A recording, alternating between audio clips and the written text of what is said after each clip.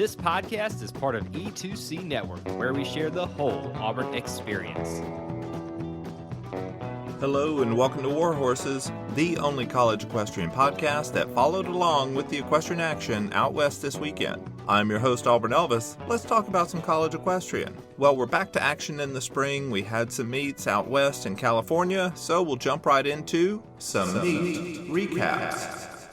First up, Delaware State at Fresno State. I thought the Bulldogs were going to win this one. I thought it would be maybe sort of close, 4 or 5 points. Let's see what really happened. When I took a look at the head-to-head favorites before this meet got started, I thought it was going to be kind of close. Well, it was not very close. Fresno State jumped out to a big lead right at the start and they never looked back. Fences went 4-1 for Fresno State, and the flat went 4-1 for Fresno State as well. Horsemanship went 4-1 for Fresno State, and reining, hold on to your hats here, reining also went 4-1 for Fresno State. And for any Alabama fans out there that might be listening, that totals up to 16-4 in favor of Fresno State. So this was a big win for the Bulldogs. I thought they might be challenged a little bit, but there was no challenge in this at all. They just started up the spring looking red hot and ready to go. For Delaware State, this is not the way they wanted to begin the spring. They're probably hoping that they can get everything together in time for conference championship season and hopefully challenge UT Martin, but they're going to have to do a lot better than what they showed this weekend because only getting 1 point in each event is just not championship level riding. Our next meet to look at, Minnesota Crookston at Fresno State. In this one, I thought it was going to be even more one-sided. I thought the Bulldogs would win by at least 10 points. And I'll admit, I did not hold out a lot of hope for Minnesota Crookston to pull an upset in this one, and we pretty much got what we expected. Fresno State won fences 5-0, and they won the flat 5-0. In horsemanship, Fresno State won that 3-2, and in reining, Fresno State won that 5-0, making the final score 18-2 in favor of Fresno State. So here we have another great performance by the Bulldogs. Even though it did come against an overmatched opponent, this is the kind of performance that you would expect out of a team that is hoping to make it to Ocala. For Minnesota Crookston, once again, I just want to remind everybody that,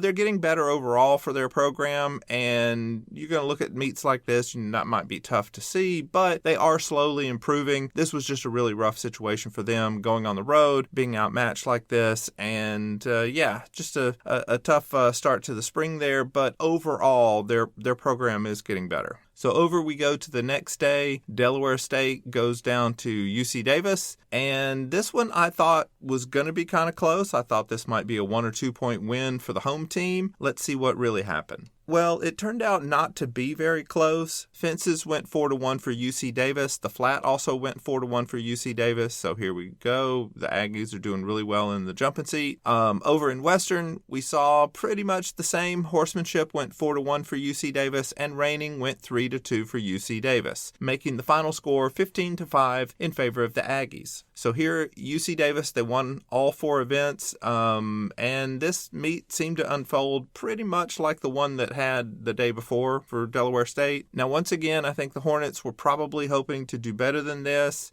and I think this weekend kind of shows that the main contender to UT Martin, at least right now in the ECAC conference, is probably going to be UC Davis this year, but we'll see how everything goes once we get to the end of the spring. The next meet to look at is Delaware State versus Minnesota Crookston. Now, this is a neutral site meet. I thought Delaware State was going to do pretty well, probably win by about 12 points. Let's see what happened. Now, this meet spanned 2 days, so it began on one day on Friday and then went over to Saturday. That's not uncommon on these neutral site meets. You'll generally see, just to accommodate the horses and all of that, they'll do 2 of the events one day and then they'll do the next 2 the next, and that's kind of what they did. Now, keep in mind, this was a 4-on-4 meet, like I said. If it had been a 5-on-5, those extra 4 points probably would have all gone Delaware State's way. So instead of 12-4, it might have been 16-4. But 12-4, that's our score. And Delaware State got a nice little bounce back win here in the neutral site meet. And then we have our last meet of the weekend, Minnesota Crookston at UC Davis. I thought this one was pretty much going to be a repeat of what we saw between Fresno State and Minnesota Crookston. It turned out to be pretty much that. This one was a big win for UC Davis from the start. Fences went 5-0. Flat was also a 5-0 sweep. Over in the Western, the Golden Eagles were able to get a couple of points here. Horsemanship went 3-2 for UC Davis, but reining was another 5-0 sweep for the Aggies. That made the final score 18-2 in favor of UC Davis. So here again, we see that the home teams, they use that advantage pretty well. They win big. We did have one neutral site meet this weekend, and the higher-ranked team, Delaware State, really put it on Minnesota Crookston. So overall, I think we got pretty much what we expected out of these 5 meets this weekend. It was a nice opening weekend for the spring portion of the season, so good job, everybody. That's all of this week's action to look back at. Now we're going to look at the official Auburn Elvis College Equestrian Rankings.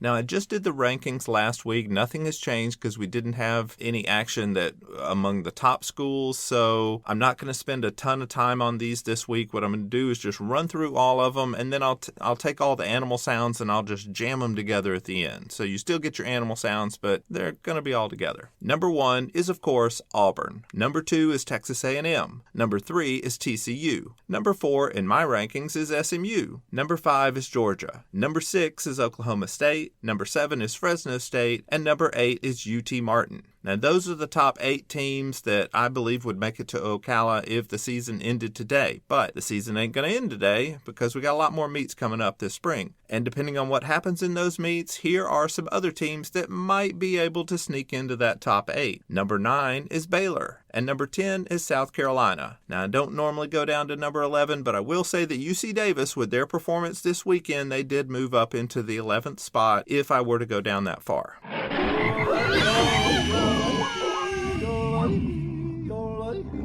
Now let's look at the single discipline rankings. We didn't have any single discipline meets this week, so there are no changes. So I'm going to just do that same thing where I run through everything and put the animal sounds at the end. Number 1 is Dartmouth. Number 2 in my rankings is Sweetbriar. Number 3 is Lynchburg. Number 4 is Charleston. Number 5 is Sacred Heart. Number 6 is Centenary. Number 7 is Sewanee. Number 8 is Bridgewater. And number 9 is Berry.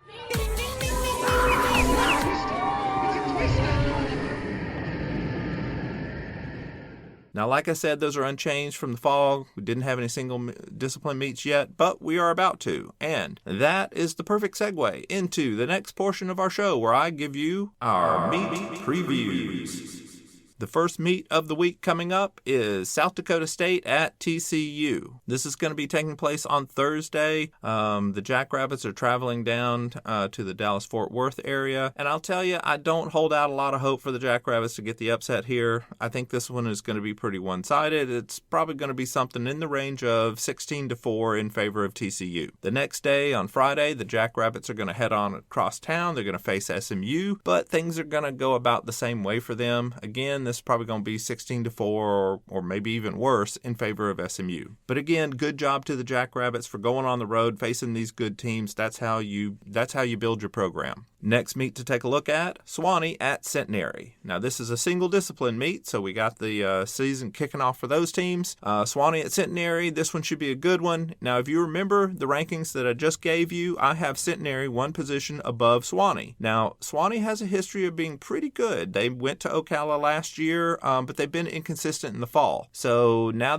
hopefully they've got it together in the winter break. We'll see how this goes. If they come out hot, they could beat Centenary, but I'll tell you, because this is at home, I'm going to give the edge in my predictions to the Cyclones. I'm going to say that Centenary wins this one by 1 or 2 points. Now, over we go to the next day.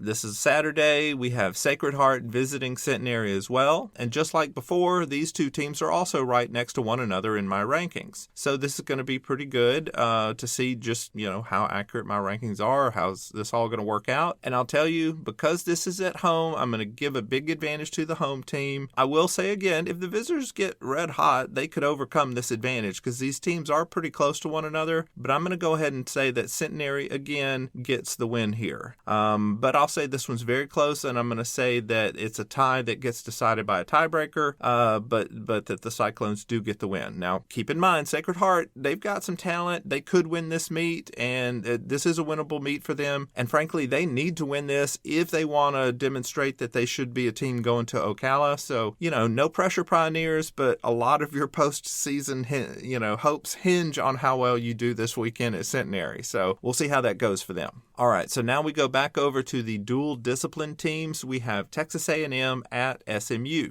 And I just want to say that a lot of folks seem to be really down on SMU because of how many losses they picked up in the fall there. But I believe that they started out with like 4 losses out of 5 beats, something like that. And it's not like they aren't a good team. In fact, I believe they're one of the top 4 teams in the nation that on any given day could beat any of the other teams. And with this one being a home meet for them, I think they are going to get the win over Texas A&M. I think SMU will probably win this one by about 4 points. And I'll tell you, if SMU does get the win, or they might even win by more, I fully expect that the NCEA rankings people, they're just going to overreact. They're going to punish the heck out of Texas A&M. But again, it's just going to be what you're going to see among these best teams, that they're all able to beat one another, and it kind of comes down to who's hosting. So, that's okay. You really don't want to see just 1 or 2 teams running away with the whole season. You want to see some competitive action. Now, again, my Auburn listeners, y'all do want to see one team running away with everything.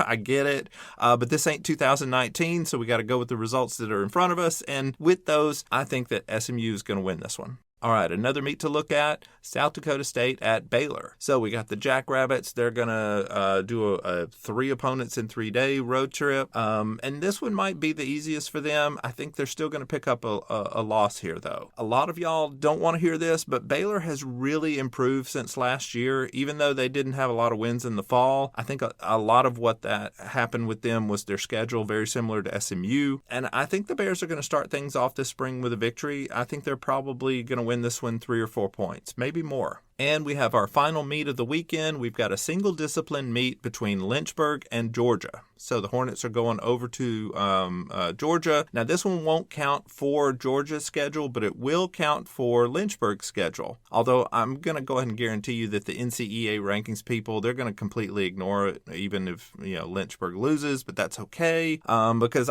you can't hold it against Lynchburg when they lose to a dual discipline team. But it was funny that back in the fall, when Sweetbriar picked up a loss to a dual discipline team, that somehow that seemed to put them behind Lynchburg. But now here we got to see if the same thing's going to happen when Lynchburg gets ranked. But anyway, we'll see how it all goes. I'll just tell you, in this meet, Georgia's probably going to win by a good amount. Now, Lynchburg is good enough to get a couple of points, maybe even a few more of that if Georgia experiments with their lineup. Maybe they put in some riders that we haven't seen a lot of. Although I will tell you, it'd probably be a good idea for Georgia to just go out there with their usual 10 starters and just beat the brakes off of Lynchburg and prove that they can do it. Because Georgia didn't have the best fall. Now, they did end on a high note by beating Auburn, but they really need to start off the spring with a big, win, and a 9 or 10 point win over Lynchburg would be pretty cool for them. We'll see how all that goes, but I think Georgia is going to win this one big. So those are all of this week's meets that are coming up. Now, normally I would end the show with either some soapbox issue and preach to y'all about these things that y'all need to do better so that you can make me happy. I'm not going to do that on this show. Instead, what I'll do is I'm going to run down the list of the 2025 distinguished alumni that the NCEA are going to be recognizing in April at the National Championship Tournament. For those of you who are new to the sport, basically every year the NCEA recognizes past coaches or riders that have gone on to do something memorable, either directly related to the equine industry or outside of it. Because a large part of what the NCEA likes to promote is not just the competitive side of the sport, but also the leadership and general citizenship benefits that come from being part of a varsity team. And the way they do this is they have a list of categories and they select alumni for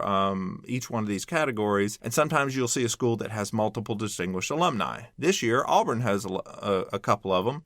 Several schools do, but Auburn is one of those this year. So here are those outstanding alumni right now. In the field of business, we have Shelby Moret Hill from Georgia. In the field of community engagement, we have Becky Bates from Auburn, War Eagle Becky. In the field of education, we have Rebecca Roof Shaw from South Carolina. In the equine industry as a coach, we have Haley Schoolfield of Texas A&M. In the equine industry and the medical profession, we have Dr. Chelsea McCloskey-Cohorn of Oklahoma State. In the equine industry as a professional rider, we have Carly Veldman-Parks of Georgia. And in the field of health science and services, we have Dr. Hannah Losky of Auburn, War Eagle Dr. Hannah. And in the field of media and communications, we have Laura Halverson Daniels from Oklahoma State. And in the young alumni category, we have Wynn Weatherly of TCU. So to all those ladies who are going to be recognized officially in April, congratulations.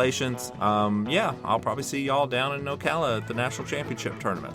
Well, that is it for this week's show. I am your host, Auburn Elvis. Thank you very much for listening, and war horses. Thank you for tuning in to today's episode on the E2C Network. On your way out, I want to remind you to stop by e2cnetwork.com. It's your one-stop shop for all our content across our podcast, YouTube channel, and much more. To stay up to date with us, make sure you're following social media accounts such as Facebook, Twitter, and Instagram. While our content here may always be Auburn sports heavy, if it's orange and blue, it's what we do. War Eagle.